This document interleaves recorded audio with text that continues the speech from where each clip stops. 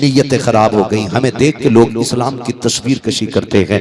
इस्लाम को कहते हैं देखो इस्लाम के मानने वाले ऐसे होते हैं, इस्लाम के मानने वाले कैसे होते हैं। देखिए खुदा की कसम मजबूती से कदम अपने रखें इस्लाम की राह पर और मजबूती से अपने आप को बना लें इस्लाम का गिरविदा। फिर तारीख उठा के देखें, यही दिल्ली है हमारी और इसी की जामा मस्जिद है। उर्स की जामा मस्जिद के किसी शेख, किसी इमाम, किसी अमीर की बात नहीं कर रहा हो, एक भीख मांगने वाले की कहानी बता रहा हो जिसने हुजूर का कलमा पढ़ा है लेकिन उसकी पैरियों पर बैठ करके भीख मांगा करता था। अचानक एक दिन उसकी दरवाजे के सामने से अंग्रेज का गुजर हुआ। इसने हाथ फैला करके भीख का सवाल किया। जैसे इसने हाथ फैलाया अंग्रेज ने सोचा चलो मैं भी कुछ पैसा देता चलूं। जेब में हाथ डाला, उसने पर्स से कुछ पैसे निकाले और भिखारी की तरफ बढ़ा के पैसे तो दिए, लेकिन जब उसी पर्स को उसने जेब में रखा हाथ फिसला, पर्स जेब की बजाय नीचे गिर जाता है। वो अंग्रेज तो अंदर चला गया। इसने देखा लगता है शायद ये उसी का पर्स है। उठा के इसने इस नियत से रख लिया कि ये वापस आएगा तो इसको दे दिया जाएगा। अंदर गया लेकिन इस दरवाजे से गया दूसरे से वापस निकल गया। ये नहीं गुजरा जब घर आया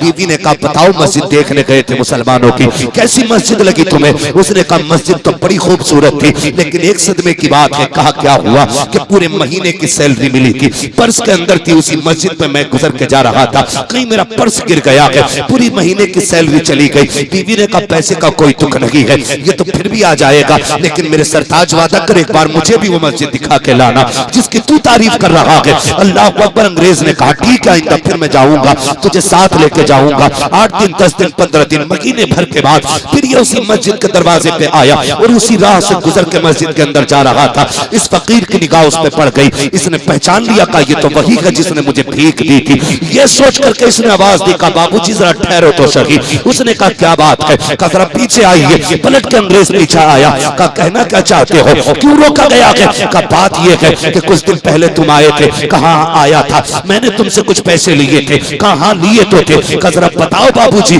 क्या तुम्हारा पर्स कहीं गिर गया था? उसने कहा हाँ मैं आया था लेकिन मेरा पर्स चला गया था। उसने अपना बत्ता हटाया, हटाने के बाद वो पर्स निकाला, निकाल के कहता कहीं यही पर्स तुम्हारा तो नहीं है? जैसे उसने देखा कि हाथ में लिया पकड़ा, फिर उसके बाद सबसे पहले उसने खोल के देखा इसके अंदर जो पैसे थे वो पैसे हैं कि नहीं है, या खाली पर्स पड़ा हुआ है। जैसे खोला उसके अंदर सारे पैसे रखे हुए थे। उसने पर्स जेब में नहीं रखा। उसने कहा यार बता तो सही, ये पर्स मेरा तो गिर गया था, मुझे तो पता भी नहीं था कहाँ गिरा है। ये बता क्या तूने इसके पैसे नहीं देखे? क्या इसमें रखी हुई तूने दौलत नहीं देखी? कहा देखी थी। कहा फिर तूने चुराई क्यों नहीं? अगर तू चाहता इस पैसे को ले जा करके अपना मकान बना सकता था, लेकिन बता तो सही तेरी नीयत खराब क्यों नहीं हुई? उसने कहा यार इसमें एक राज है। कहा कौन सा राज है? कहा ये बात मेरी और मेरे महबूब के बीच की है, रखने दे तू चला जा। उसने कहा बताना तेरी नीयत क्यों खराब हुई? उसने कहा था यार राज की बात यह है कि तू हजरत ईसा का कलमा पढ़ने वाला है, मैं मोहम्मद रसूलुल्लाह का कलमा पढ़ने वाला हूँ। अगर मैंने तेरा पर्स चुरा लिया उसमें से पैसे मार लेता, मैं कुछ दिन जिंदगी गुजार लेता, लेकिन ये भी तो हो सकता था कयामत के दिन तेरा नबी रब के सामने खड़े होकर के मेरे नबी का नाम लेके ये कह देता कि इनके उम्मती ने मेरे उम्मती का पर्स चुराया था, फिर मेरे नबी की तो शर्म से नजर झुक जाती। उसने कहा यार तू क्या जाने, हम जान तो दे सकते हैं लेकिन नबी की इज्जत पे आ जाने नहीं दे सकते। नारे तकबीर, नारे रिसालत, मसलके आला हजरत, मजहबे इस्लाम, हजरत मुफ्ती हम्माद रजा साहिब किबला। जब हमारी नजरें दुरुस्त थी ना तो खुदा की कसम फिर बात ही कुछ और थी। लाजवाब। वो रो दिया, वो रो दिया, रोया और कहता यार जब तू ऐसा है तो तेरा मदीने वाला मुस्तफा कैसा होगा? क्या बात, क्या अगर तू ऐसा है तो मदीने वाला तेरा महबूब कैसा होगा? उसने कहा यार तूने मेरा महबूब देखा नहीं है, जिसने देख लिया है उसने यही बोला है लमयाती नजीर कफी नजरिन मिसले तो नशुद पैदा जाना, जगराज को ताज तोरे सरसो है, तुझको शहीद हो सरा जाना। मैं कैसे बताऊं मेरा महबूब कैसा है? बड़े बड़े अक्लमंदों ने ये कह के कलम रोक दिया, कहा सबसे आला व औला हमारा नबी, सबसे बाला व वाला हमारा नबी। तवज्जो है सारे लोगों? जी जी बिल्कुल। सबसे बाला व वाला हमारा नबी, हमारा नबी। लेकिन हमने इज्जत का मयार कुछ और ही बना रखा, कुछ और ही बना रखा। कुछ लोग तो चोरी भी इसलिए करते हैं सोशल मीडिया पे 4 दिन चल जाएं और सेलिब्रिटी बन जाए। माशाअल्लाह हज़रत अल्लामा मौलाना मुफ्ती अखलाक अहमद साहब क़िबला अपने वक्त के बहुत बड़े खतीब भी, अल्लाह सलामत रखे। हज़रत क़िबला तशरीफ ले आए हैं, तवज्जो है आप लोगों को जी। हमने तो मैयार भी ये बना रखा कि बस सेलिब्रिटी हो जाए, है 4 लोगों के साथ फोटो खींच जाए, बस हो गया काम। बताओ जब कैमरे नहीं थे तो क्या इज्जतें नहीं थी? अब से ज्यादा इज्जत है। जी। और सुने, खाली सेलिब्रिटी के चक्कर में ना रहना, सबसे झूठे फॉलोवर ये सोशल मीडिया के होते हैं। वो कुछ दिन पहले एक तस्वीर वायरल हुई, ये दीवारें भी हमसे कुछ बोलती हैं लेकिन हम गौर नहीं करते। दीवारें भी कुछ बोलती हैं हमसे, ये टूटी हवेलियां भी कुछ बताती हैं। हाँ? कभी गौर किया करो। तो वो एक तस्वीर वायरल हुई और इसमें सिर्फ इतना कहा था कि देखो ये लाश पड़ी है हॉस्पिटल के बाहर और इसे कोई लेने तक नहीं आया। जब उसके नीचे की खबर पड़ी ना तो रोंगटे खड़े हो गए कि सोशल मीडिया पे इसके 2 करोड़ फॉलोवर थे, लेकिन आज ये हॉस्पिटल के बाहर पड़ी ये लाश, कोई इसे देखने तक नहीं आया। ये झूठी शान शौकत है, झूठी शान शौकत है। इस पे भरोसा ना करना। सेलिब्रिटी ऐसे नहीं बना करते। जानते हो जंग का मौका है, मिंबर पे नबी का उमर बैठा है, जंग चल रही है। सेलिब्रिटी बता रहा हूं किसे कहते हैं। हाँ, कौम का हीरो कौन होता है? जिन लोगों के सारे काम फर्जी हैं, हमने उन्हें हीरो बना रखा है। हाँ? और सोशल मीडिया, अल्लाह माफ करे, कितना भी काला है ना, ऐसे ऐसे फिल्टर मारते हैं कि कतई गोरा कर देते हैं। खान साहब, अब तो हजरत मसला यह है कि रिश्ते भी आजकल सोशल मीडिया पे ही हो रहे हैं। बचें इन चीजों से। पहले का दौर देखें आप, जब रिश्ते होते थे तो कौम एक बंदे का इंतखाब करती थी, वो जाया करता था, वो आंखों से देखता था, लोगों से मिलता था, 3-3 दिन रुकता था रिश्तेदारी में, लोगों को भली भांति जानता था, फिर आके बताता था कि हाँ ठीक है रिश्ता कर दें। लेकिन अब क्या हो रहा मालूम है? बुरा ना मानिए, अब तो लड़के का फोटो फेसबुक पे देख लिया, 3 फिल्टर लगे थे डट के, और कान में बुंदा पहने बैठा था। तो लड़की वाले कहते हैं ठीक है जी, सोने पहने हुए लड़का पैसे वाला होगा। और जब निकाह का पैसे देने की बारी आती है तो फिर लठियां चलने तैयार है कि 500 ही दूंगा। जी जी जी जी। अबे तेरे कान में तो सोने का कुंडल है फोटो में, 500 ही क्यों देगा? कह रहा मेरा थोड़ी था, वो तो मैंने दोस्त का पहन के खिंचवा लिया था। तो रिश्ते ऐसे चलने, ठीक है। और लड़कियों को भी अल्लाह माफ करे, बुरा ना मानिएगा, पहले बड़े छानबीन के रिश्ते होते थे कि दादी पारसा है कि नहीं, नानी शान वाली है कि नहीं, तब जाके नवासी और पोती का रिश्ता होता था। अब तो कहते जी अम्मा से कह लेना लोनिया बताओ। याद रखिएगा, जड़ का असर टहनी में बराबर होता है। मेरी बात याद रखिएगा, जड़ का असर टहनी पे पूरा होगा। अगर बीमारी जड़ को लग जाए तो पत्ते पीले हो जाते हैं। और बड़ी बात कहूं, अगर जमीन खराब होती है तो फसलें बिगड़ा करती हैं, माएं खराब होती हैं तो नस्लें बिगड़ा करती हैं। बहुत सोच समझ के रिश्ता करना, सबसे बड़ी बीमारी इसी से आई है। मैं यहां किसी के लिए सफाई देने नहीं बैठा हूं, लेकिन ये बात भी मैं कह दूं, सही बात यह है कि कोई शादी ना हुई इसलिए परेशान है, और किसी की हो गई है कोई इसलिए परेशान है परेशानी परेशानी।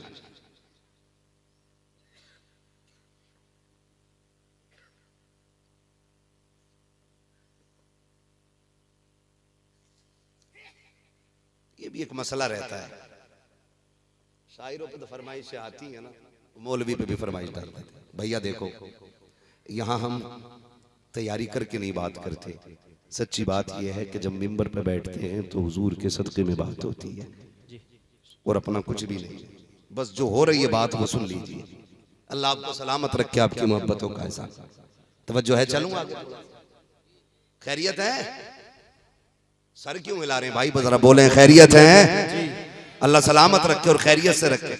तो रिश्ते जो हैं बड़ी अजीब तरीके से हजरत रिश्ते चले। फोटो डाल दो, डाल दिया, और लड़का के घर में जवान है ना, बाप कहता बेटे रिश्ता कर दें तुम्हारा। अब्बा किधर करना है कि तेरी खाला ना गरीब है बेटे, उसकी बेटी ठीक ठाक है, वहां करने का इरादा। कहता ना वहां ना करियो। कहा क्यों? कि मैंने बुद्धा की शादी में ना एक लड़की देखी थी। ये गलत नहीं है, सच्ची बात कह रहा हूं, नौजवानों सुने मेरी बात। कि फलां की शादी में देखी थी, कैसी थी? का बाल बड़े लंबे थे। अब्बा एक ही झपट पड़ी, अभी तक दिमाग से नहीं निकल रही है। बेटे ये इश्क नहीं, ये बीमारी लग गई है, अपने दिमाग का इलाज करा। कई बार भूत भी देखने में खूबसूरत नजर आया करते हैं। और रह गई माज़अल्लाह शादी की बात, तो वहां तो देखो ऐसे ऐसे मेकअप और बेगैरतियां कि शर्म आया करती है। न तो शादी और ब्याह में देखने के बाद, मैरिज हॉलों में फंक्शनों में देखने के बाद, पार्टियों में लड़कियों को देखने के बाद रिश्ते की तैयारियों में लग जाया करते हो। बाप की बात का इनकार कर दिया करते हो। कितनी आसानी से कहते हो नहीं तुम्हें क्या पता बहू कैसी होनी चाहिए, तुम पुराने जमाने का मॉडल हो, हम नए दौर के लोग हैं, हम बताएंगे बहू कैसी होनी चाहिए घर की। अरे नादान बता तो सकी, तूने तो भी एक झपट देखी है, तुझे क्या पता औरत कैसी होनी चाहिए। उस बाप से पूछ जिसने 30 साल एक खातून के साथ गुजारे हैं, औरत में कौन सी अच्छाई होनी चाहिए, कौन सी बुराई नहीं होनी चाहिए, उसी बाप से कह दिया करते हो। शादी अपनी मर्जी से की जानी है। जब तुम शादी ब्याह के लिए मैरिज हॉलों से देखी हुई लड़कियां, तमाशे और डांस पार्टियों से देखी हुई लड़कियां, और जाकर के फंक्शनों से बेगैरती के लिबास में टहलने वाली लड़कियां अपने घर की बहू बनाते हो, तो इज्जतों के जनाजे नहीं, बरकतें भी रूठ जाया करती हैं, रहमतें भी चली जाया करती हैं। 3 महीने नहीं गुजरते हैं, कभी कलियर लेके जा रहे हो, कभी अजमेर लेके जा रहे हो, कभी देवा शरीफ लेके जा रहे हो। मैंने कहा किधर लेके जा रहा है? कब भूत नहीं उतर रहा है, कई मजारों पे इलाज करा लिया। नादान ये भूत नहीं आया है, ये पूरी भूतनी है। भूत उसका उतरता है जिस पे आया करता है, जो खुद भूतनी होती है उसका इलाज नहीं होता है। इलाज तुझे शादी से पहले करना था। कौन सा इलाज? कि तू अपनी जिंदगी के लिए किसी पार्टी से लड़की का इंतखाब न करता, सजदे के मुसल्लों से तू लड़की का इंतखाब करता, पारसा घरानों से इंतखाब करता, हुस्न कैसा भी होता, इबादत गुजार लड़की लाता, तेरा घर भी महक जाता, तेरी नस्लें भी महक जाती। नारे तकबीर, नारे रिसालत, मसलके आला हजरत हजरत अल्लामा मुफ्ती हम्माद रजा साहब क़िबला। नारे तकबीर, नारे रिसालत, जिंदाबाद। तवज्जो है आप लोगों को? तो बंदा लगा पड़ा भाई उसी में, फोटो देख के हो गई शादी। सोच समझ के नौजवानों, ये शादी ब्याह के फैसले गुड़िया गुड्डों के खेल नहीं होते। फिर उसके नतीजे में तलाकों की कसरत होती है। जब तलाक कसरत से होती है तो लोग इस्लाम पे उंगली उठाते हैं, इस्लाम पे उंगली उठाते हैं। निभाने वालों के लिए इस्लाम ने कितनी बरकतें रखी है। हाँ, बातें बिगड़ती जा रही हैं, हालात बदलते जा रहे हैं। नौजवानों हमें अपने कदम बेहतर करने, सेलिब्रिटी समझते हैं 4 दिन फॉलो हो जाए हमारा, 4 लोग हमें सलाम करने लग जाए, हो गए हम। कुछ भी नहीं है, आंख बंद होने की देर है। सारे सलाम करने वाले रखे रह जाएंगे, सारे फॉलोवर रखे रह जाएंगे, बस आंख लगने की देर है। धक्का देने दो मौत को एक, देखना सब कुछ छीन लिया जाता है। नाम, पहचान, निशानियां सारी खत्म। सिर्फ एक लाश के सिवा आप कुछ नहीं बचते हो, एक लाश के सिवा कुछ नहीं बचते। मैं बात कह रहा था, हम लोग सेलिब्रिटी उसे समझते हैं जिसका सोशल मीडिया पे चर्चा हो। सुने जरा, हजरत उमर फारूक आज़म, जंग का मौका है, मिंबर पे बैठे, अचानक कह देते हैं या सारी अल जबल। ये जुमला आपकी जबान से निकला, सारे लोग हैरत में पड़ जाते हैं। उमर मस्जिद में और सारी या जंग में है। भाई ये क्या हुआ अचानक? महीने बाद जब लश्कर लौटा और आके हजरत उमर की बारगाह में सलामी पेश की, लोगों ने कहा बड़े खुश लग रहे हो, कहा जंग जीत के आए हैं। ये भी एक बात जहन से साफ कर ले पहले, हमारा इस्लाम किसी पे हमला करने की इजाजत नहीं देता, अपना दिफा करने का इजाजत देता है। हाँ, ये जहन में बात रखिएगा। जो हमसे नफरत नहीं करता है, हम उससे नफरत नहीं करते, और जो हमें एक नजर देखना नहीं चाहता है, हम उसे आधी नजर देखना नहीं चाहते। यह है हमारा इस्लाम का मिजाज। प्यार बांटो, प्यार मिलेगा। नफरतों के बीज बोओगे तो नफरतों के सिवा कुछ नहीं मिलेगा। प्यार का बीज बोइए, प्यार का बीज बोइए।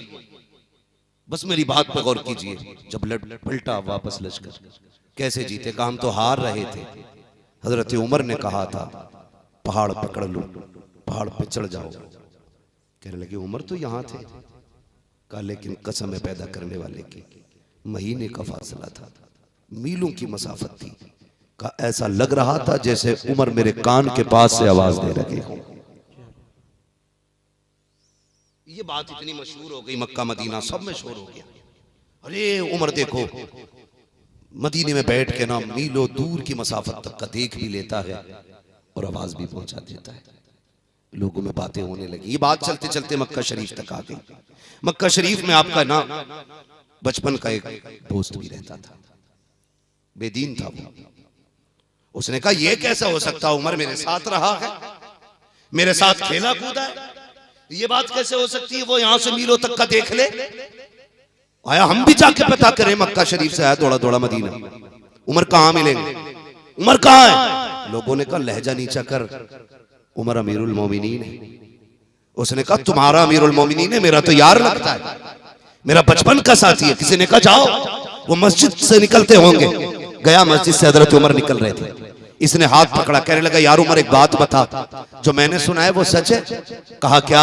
कहा मैंने सुना है कि तू यहाँ बैठे बैठे महीनों की मसाफत की दूरी कभी देख लेता है और वहां तक तेरी आवाज भी चली जाती है।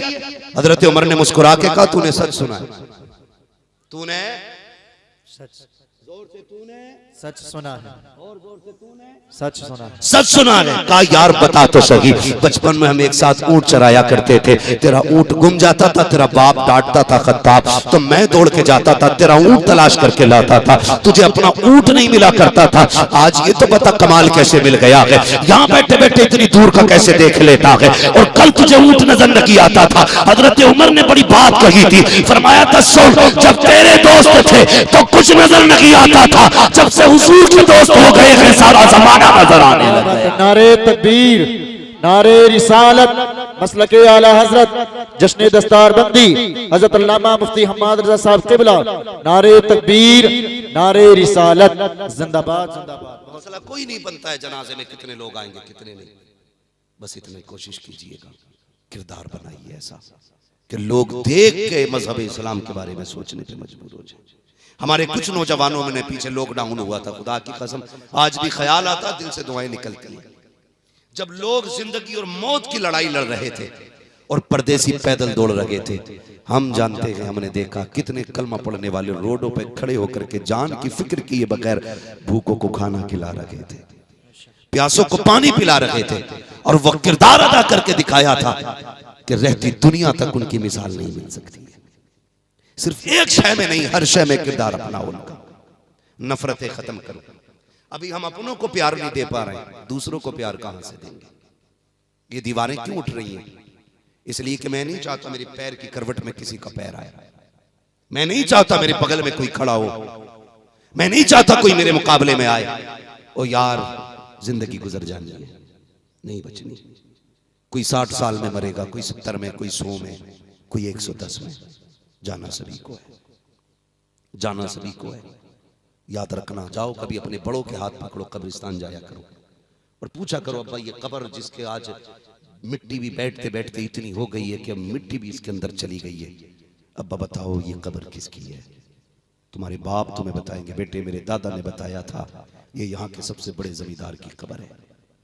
उसी की पहलू में कोई ऐसी कब्र भी होगी जो और पुरानी होगी, वो कहेंगे बेटे ये गरीब की कब्र है। फिर देखना कब्रिस्तान में अमीरी गरीबी का फर्क खत्म है, सबको उसी मिट्टी में लेटना है, एक ही जगह में कब्रें बननी है। ये झगड़े बस कब तक हैं? जब तक आपके जिस्म में दम है तब तक के झगड़े, लेकिन हिसाब सबको देना पड़ेगा, हिसाब देना पड़ेगा। ये जो रोडों पे दीवारें बनाती हमने, यहां से मेरी बिरादरी निकलेगी, कोई और नहीं निकलेगा। आने वाली नस्लों को क्या पैगाम देना चाहते हैं? पहले ये दीवारें घर में खड़ी होना शुरू हुई, घर के घर हुए बने, अब ये घर से निकल करके आ गई, फिर मोहल्लों में तकसीम हो गए हम। अब रास्ते भी बंटने लग गए हमारे कि इस रास्ते पे हम नहीं चलेंगे, तुम चलोगे। इसी फर्क को मिटाने के लिए मेरा नबी आया और हमने फिर से वही फर्क खड़े कर दिए। फिर डॉक्टर इकबाल का ये शेर सुनिए, यूं तो सैयद भी हो, मिर्जा भी हो, अफगान भी हो, तुम सभी कुछ हो, बताओ कि मुसलमान भी हो। क्या इस्लाम का यही तकाजा है? मुझे बताया जाए। वो लोग जो नाक की लड़ाई करते हैं, जब दम निकलने लगता है ना तो कोई फातिहा पढ़ने वाला नहीं होता जनाजे में। कितने बड़े अक्लमंद बने हम। बेटे से कह रहा हॉस्पिटल बनाना जरूर। एक ने कहा बेटे को इसलिए डॉक्टर बनाया ताकि बुढ़ापे में इलाज अच्छा हो जाए। एक ने कहा मैं इंजीनियर बनाऊंगा, एक ने कहा वकील बनाऊंगा। कहा क्योंकि पूरे मोहल्ले से परेशान हो, इतने मुकदमे गए, बेटा अपना वकील होगा ना सबको एक तरफ से देख लेगा। यार तुमने दुनिया संवारने के लिए डॉक्टर बनाया, वकील बनाया, अपनी दुनिया को संवारने के लिए इंजीनियर बनाया, क्या कि अच्छा होता आखिरत संवारने के लिए एक मुस्तफा के दीन का सिपाही बना दिया होता, एक बेटे को आशिक रसूल बना दिया होता। इस तंग नजरी के आलम में हालात तो देखिए हमारे, हम कितने करीब होते जा रहे हैं, इतने करीब हैं सांसें अटकने लगती हैं। एक बच्चे को गिलास का पानी दिया जाता है, जा बेटे हाफिज जी से दम करा के ला। बच्चा दौड़ के जाता है, जाके कहता अल्लामा अखलाक साहब तो पानी पे दम कर दीजिए। कहा किस लिए? कहा मेरे बाप का दम नहीं निकल रहा है। अल्लाह अकबर, पानी पे दम किया जा रहा है लेकिन दत्ती बंद हो चुकी है। अब पानी भी पिलाए तो पिलाए कैसे? हलक के नीचे पानी तक नहीं जा रहा है। और यार ऐसी बेबसी की मौत मरने से बेहतर है एक बेटे को कुरान का कारी बना लो ताकि अगर सांसें अटकने लगे तो किसी के पास गिलास लेके ना जाना पड़े, फाता के लिए दौड़ना ना पड़े। तेरा की बेटा तेरे सरगाने खड़े होकर के कभी यासीन पढ़ना शुरू करे, कभी रहमान की तिलावत करे। खुदा की कसम इधर तिलावत होती जाएगी, उधर तेरे ऊपर खुदा की रहमतों की बारिश होती जाए। नारे तकबीर, नारे रिसालत, नारे रिसालत। हजरत अल्लामा मुफ्ती हम्माद रजा साहब क़िबला, नारे तकबीर, नारे रिसालत। जो तैयारी हमें करनी थी हम कर ही नहीं पाए। और ये झगड़े अल्लाह का फजल है, उलमा में नहीं। जो इल्म वाले लोग होते हैं वो ये लड़ाइयां नहीं लड़ते, इसलिए निकलिए इन लड़ाइयों से। काबिलियत, दौलत, शान और शौकत ये सारी अपनी जगह है, हुजूर की गुलामी अपनी जगह है। मेरे हुजूर ने दीन दिया, अखलाक दिए, दुनिया में रहने सहने का तरीका सिखाया, लेकिन हमने सब कुछ भुला दिया। तरीक़े मुस्तफ़ा को छोड़ नाके वजह बर्बादी, इसी से कौम दुनिया में हुई बेइक़्तिदार अपनी। हमें करनी है शहनशाही पतहा की रजा जोई, वो अपने हो गए तो रहमत परवरदिगार अपनी। और तंग नजरी हमारी देखे, बुरा ना मानिएगा, सिर्फ नीयत का फेर है, नीयत का। मस्जिद में जाके बैठ रहा अगली सफ में, पंखे के लिए भी लड़ाई मार दी। एक जगह गोली चल गई हजरत, नमाजी पटक दिया, एक मकतूल भी नमाजी, कातिल भी नमाजी। क्या सजदे हैं हमारे, सोचें यार क्या सजदे हैं हमारे। मस्जिद में जाके बैठ के कह रहे आप बता दिए उसे बुद्धा को देख लूंगा मैं निकल कर। ये इबादत है हमारी। अल्लाह कहता सुन, तू मेरी मस्जिद में आके लाख सजदे कर, तूने कपड़े भी सफेद पहन लिए, गुस्ल भी 6-6 बार कर लिया, लेकिन अगर दिल साफ नहीं है तो फिर कुछ भी साफ नहीं है।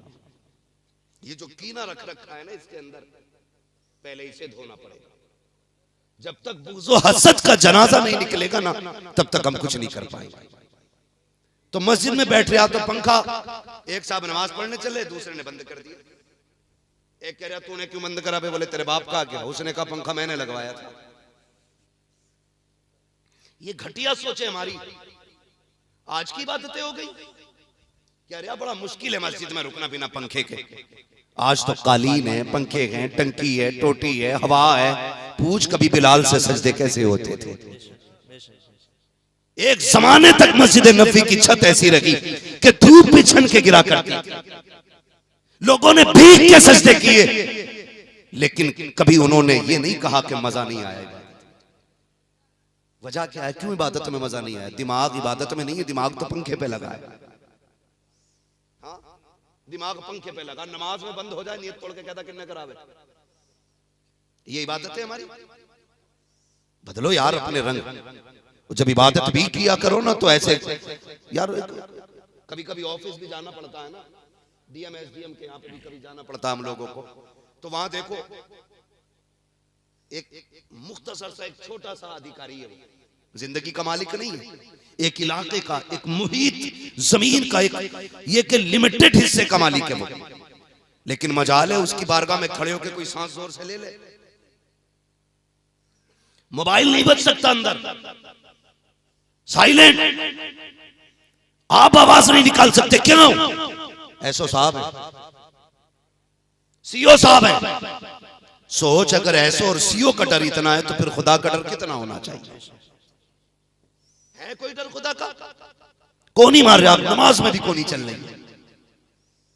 फिर कह रहे दिन नहीं बदल रहे, मैंने बड़ी दुआएं मांगी हैं, कोई मस्जिद नहीं छोड़ी जहां हाथ नहीं फैलाया, कोई दरगाह नहीं छोड़ी जहां जाके दामन नहीं फैलाया। यार तूने मांगा कब है? वो तो ये कहता है तो मुझे एक बार रहमान कह, मैं तुझे 70 बार अपना बंदा कह के आवाज देता हूँ। तुमने आवाज कब दी है? तुम तो वहां भी शान और शौकत के झगड़ों के लिए मर गए, वहां भी तुम्हें ऐशो इशरत के लिए जाके मरे, वहां भी तुम्हें अपने आराम की जरूरत थी, तुमने 2 मिनट के लिए हाथ उठाए, तुम्हारा कलेजा फट रहा था 10 मिनट बैठने में। ओ यार पता तो सही, माँ उस वक्त तक बच्चे को दूध नहीं पिलाती है जब तक वो नहीं होता है। अगर माँ बेटे को रोए बगैर दूध नहीं पिलाती तो क्या तू रब के आगे तो आंसू नहीं गिरा सकता है? क्या तुझे रब की बारगाह में रोना नहीं आता है? जा दावे के साथ कहता हूँ, मस्जिद में जा, ऐद करके बैठ जा, उस वक्त तक नहीं जाना जब तक तू देगा नहीं। खुदा की कसम, उसकी रहमत पर इतना भरोसा है, तुझे वो उठने से पहले तेरी जरूरतें भी पूरी फरमा देगा, तेरी मुरादों को भी पूरा फरमा देगा।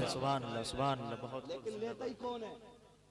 बात तो बस जुमे में भी घड़ी देख के जा रहा है, ऐसा कह रहा खुतबा हो गया होगा, मौत पड़ रही है ना 5 मिनट का खुतबा सुनते हुए भी। इमामों को वक्त दिया करो। हम साल भर में एक आध बार आगे या अपना आए, अल्लाह जाने आखिरी बार है कि ये या कितनी बार मुलाकात है। लेकिन इमाम आपका जो मसला होता है ना, इमाम का जो मसला होता है वो हर 8वें दिन आपके सामने बात करता है। वो क्यों बोलता है? वो आपकी कमियां देख के जुमे में आपके सामने रखता है, भाई ये छोड़िए ये छोड़िए। कह रहा ना अभी तो इमाम साहब खुतबा दे रहे होंगे, उनकी कौन सुने? जो इमाम की नहीं सुनते ना वो पूरी जिंदगी बीवियों की सुनते। बुरा ना मानना, ये सच्ची बात है। जो ज्यादा गुस्सा है ना मस्जिद में आके, समझ लेना बीवी ने पीट के भेजा या डांट के भेजा, यही मसला है। वरना इबादत करने आए हो अल्लाह के घर में, मसला क्या भाई? तो ये हालात है हमारे। अपनी जहनियत बदले। तो मस्जिद में बैठते जुमे के दिन वो लोटा घूमता, वो जगह पे वो गोलक चलाई जाती है, चू चू चू चू, तो उसमें ऐसे जेब में हाथ डालेगा और सबसे पुराना नोट निकालेगा। 100 के 10 नोट होंगे, एक सबसे पुराना होगा वो डालेगा गोलक। जबकि मुझे एक बात बताइए, अगर 2 नोट हम ले लें, इसमें एक नया है एक पुराना है, कितने का ये? बोले नोटों की तो सबको परख होगी ना, कितने का ये? और दोनों ही 50 के ना। ये थोड़ा सा पुराना है और ये 51 में चलेगा, ये 49 में चलेगा, चलने दोनों कितने में? लेकिन ऐसे बैठे रहेगा, एक एक हिसाब लगा के ये है, ये डाल। हजरत कभी गोलक खुलती है तो एक जो नोट चिपका हुआ होता, आधा टुकड़ा 10 का और आधा 20 का। भाई आपकी जेब में ये थे ना, ये 2 नोट थे और दोनों ही 50 के थे। सुने नौजवान मेरी बात, मैं नारे लगवाने नहीं आया, अंदाजे में मेरा बहुत शौक नहीं है, शायद के उतर जाए तेरे दिल में मेरी बात।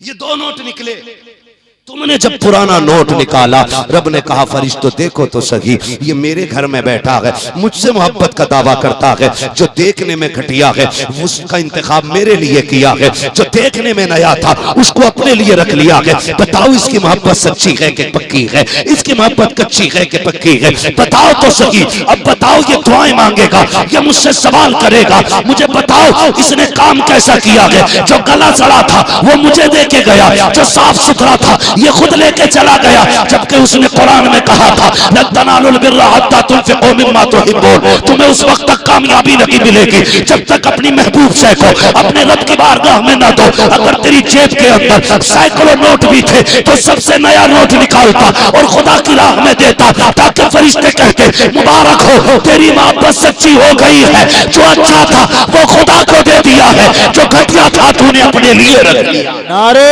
तकबीर, नारे रिसालत, मसलके आला हजरत हजरत अल्लामा मुफ्ती हम्माद रजा साहब क़िबला, जश्न दस्तारबंदी, नारे तकबीर, नारे रिसालत, जिंदाबाद। सच्ची मोहब्बत करें अल्लाह से, और जो सच्ची मोहब्बत करता है अल्लाह फिर उसे देता है। अल्लाह उसे देता है। ये अक्सर भी मैंने देखा है, लोग उशर भी देते हैं ना, तो जिसमें सबसे ज्यादा गांठें होती है ना, वही वाला गेहूं मदरसे को जाता। प्योर वाला ना, प्योर वाला जो गेहूं है ना, वो चक्की पे जाता है। अगर प्योर वाला आ गया और 2 क्विंटल आना किसी खेत से, वो देखता मट्टी कौन से में ज्यादा, अना यही दे दो उशर। सोचे जरा, अब तो बुरा ना मानिए। मैं अल्लाह का शुक्र है, मैं सुन्नी बरेलवी हूं, मैं सिलसिलों का मुखालिफ नहीं, क्योंकि मैं भी किसी न किसी सिलसिले से जुड़ा हूं। मैं भी बुजुर्गों का एहतराम करता हूं।